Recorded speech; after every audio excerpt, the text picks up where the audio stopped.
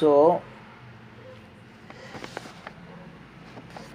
everybody aware in Palamanero this service is available. I will try to say in Tamil.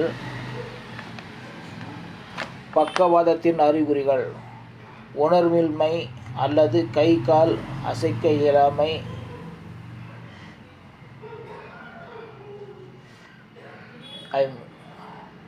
நாள் 1 ஆயுர்வேத மருத்துவத்தின் முறை.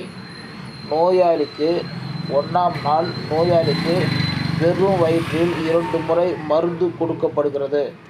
அன்றைய தினம் புழுங்கலரிசியை உப்பில்லாமல் சாப்பிட வேண்டும்.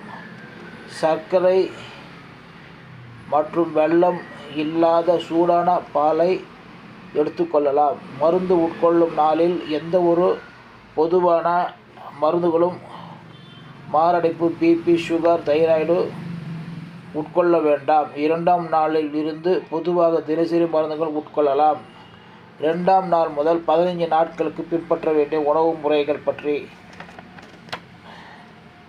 புழுங்கலரிசி சாப்பாடு அல்லது பச்சரிசி, பருப்பு, கத்திரிக்காய், முருங்கைக்காய், கொள்ளு ரசம், பச்சை மிளகாய், புளி, இஞ்சி,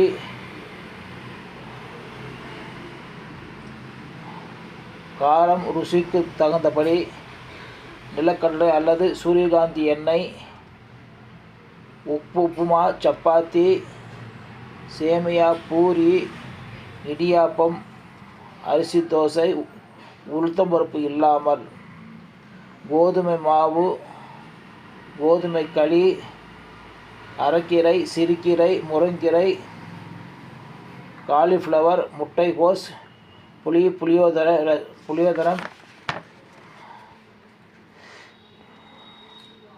கொத்தமல்லி, மிளகு, கொத்தமல்லி, கடுகு, வெங்காயம், பூண்டு, இனிப்பு சேர்க்காத காபி, பிஸ்கட், சாக்லேட், மாங்காய் ஊறுகாய், பப்பாளி பழம்,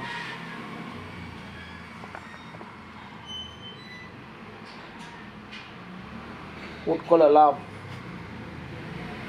16வது நாளிலிருந்து நோயாளிக்கு முட்டை, கோழி